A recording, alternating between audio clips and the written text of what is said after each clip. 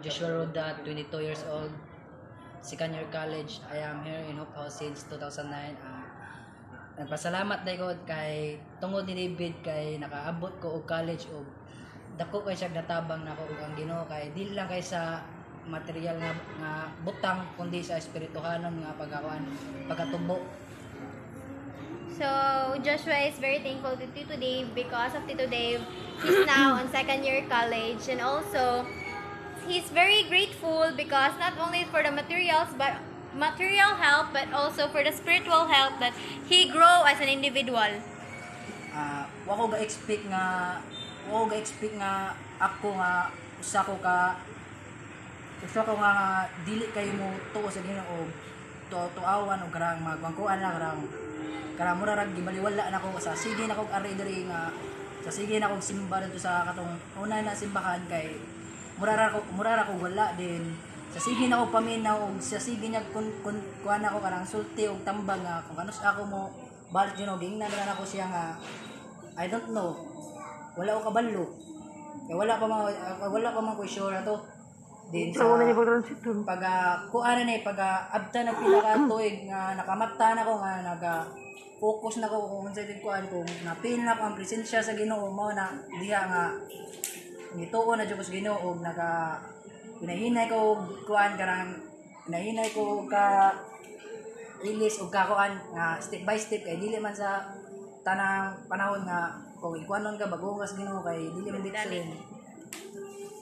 So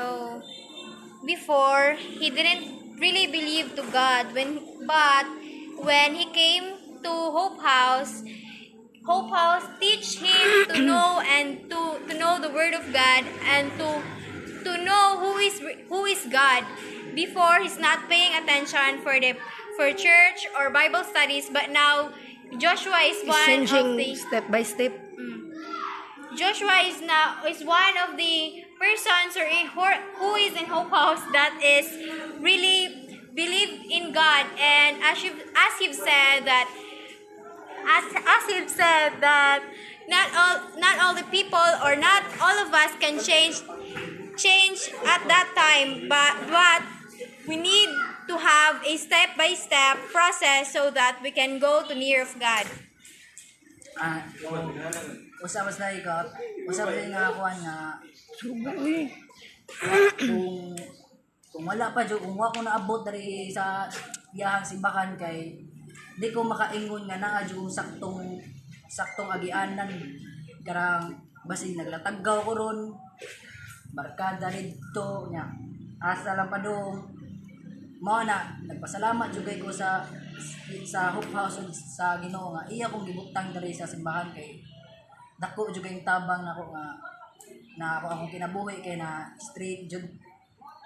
So also he's very thankful and grateful because of Hope House. Now he's in the right way because as he've said, without Hope House maybe he's on his